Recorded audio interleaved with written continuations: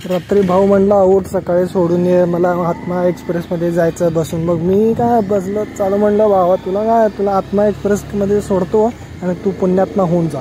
मग त्याने काय निघालो तेव्हा गाडी. मग तेवढंच मला गाणं आठवलं एक, ते गाणं एकदम भारी होतं तुमच्यासाठी बघा.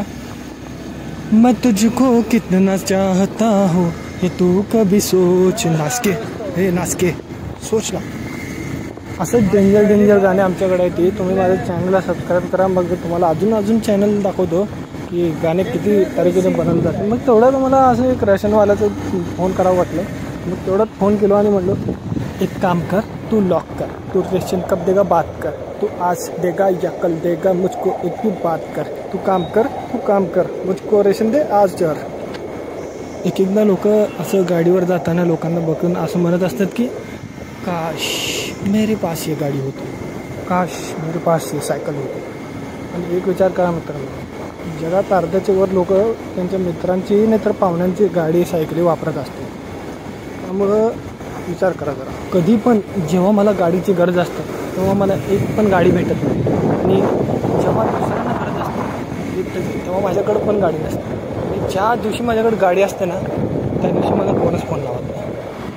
असंच माझ्यासोबत दरवेळेस होत असतं.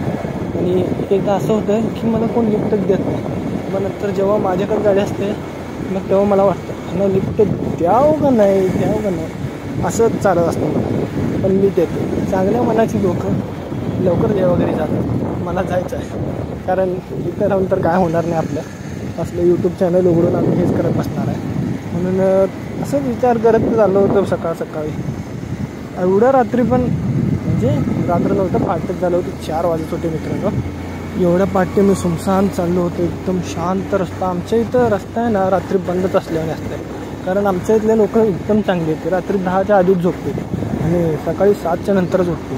त्यामुळं एकदम चांगले लोक आहेत. व्यायाम करणारे आहेत ते, पण ते ग्राउंडवरच असते. मग असंच चाललो निवांत.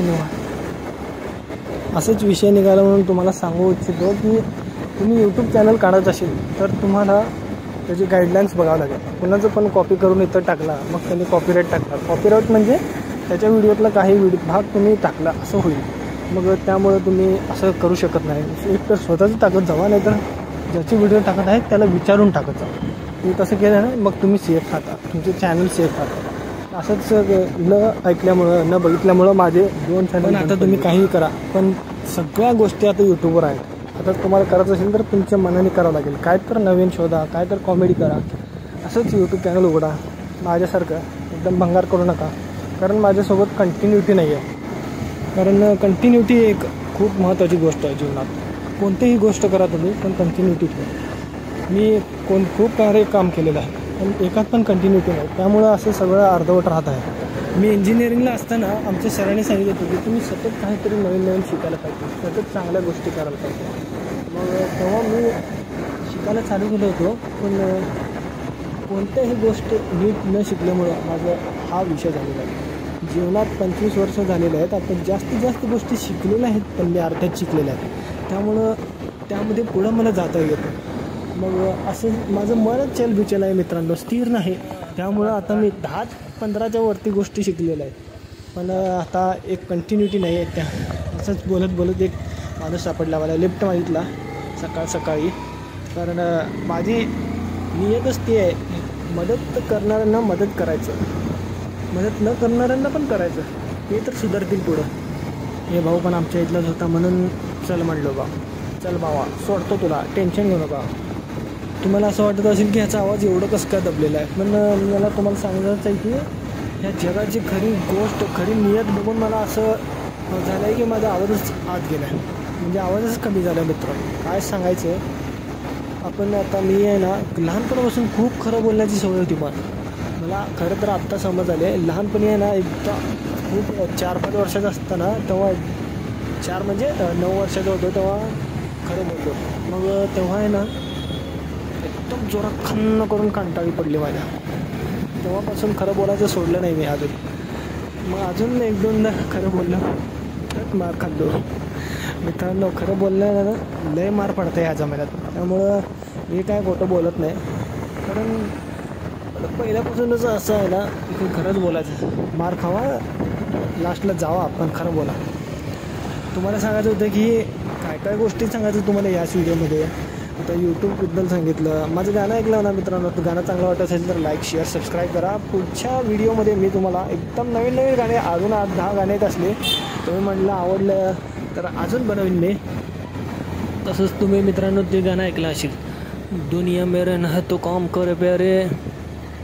काम काय करायचं मित्रा, इथं 18,000 द्यायला लागले त्यात 10,000 खर्च होते, 8,000 राहते ते पण महिन्यापर्यंत गडप होते. हे काय जीवन आहे का? काय काय स्वप्न बघितलं होतं मी. 4-5 गाड्या घ्यायचं, 4-5 कार घ्यायचं, 1-2 बंगले बांधायचं लाईफमध्ये. वर्षात एकदा तर कुठं फिरायला जायचं. काय झालं आहे जीवनात, त्यामुळं कामाचं वेळच गेले बघा. ते असं काय करू असं विचार करण्यातच माझं अजून 2 वर्ष गेलेले आहेत मित्रांनो. आता UPSC MPSC करावं म्हणल्यावर त्यासाठी 2 वर्ष घरात बसावं लागतं. मग आमच्या घरातले म्हणतील तू घरी जाऊन राहू नको, बाहेर जा, ते काम कर, तुझं तिकडंच हळद खेळ म्हणतील. त्यामुळं मित्रांनो काय करायचं आहे ना, ते शाळा शिकत असताना तेव्हाच करायचं असतं. कारण तुम्हाला दिशा दाखवणं तुमच्या घरच्यांची खरी हे असते, ओळख असते. पण तुमचे घरचे तुम्हाला दिशा दाखवत नाही, ते तुमचे घरचे शिकलेले नाही, ते तुम्हाला काय दिशा दाखवणार. हेच आहे ना, बरोबर मित्रांनो. मग असंच असतंय. त्यामुळं तुम्ही आहे ना एका हुशार माणसाकडे जायचं आणि मग विचारायचं. माझ्यासारखे मी आता काय काय केलं नाही ते तुम्हाला सांगितलं ना, तुमचे पोरं म्हणतील मला ह्यांच्याकडं पाठव, मी काय तर परफेक्ट शिकूनच येईन बघा यांच्याकडनं काय. त्यामुळं मी सांगतो मित्रांनो, जी गोष्ट करायची आहे ना ती कंटिन्युटीमध्ये ठेवून करा. तुम्ही 20व्या वर्षाला गव्हर्नमेंट जॉबला लागता. 20व्या वर्षाचं काय तर एकदम मोठं काय आहे बघा, ते 14 वर्षाचा पोरगा करोडमध्ये खेळत बसला आहे, मग तुम्ही कसं काय नाही करणार. मग असंच मी म्हणत आहे मित्रांनो, चांगले गोष्टी करत राहा, चांगलं राहत राहा.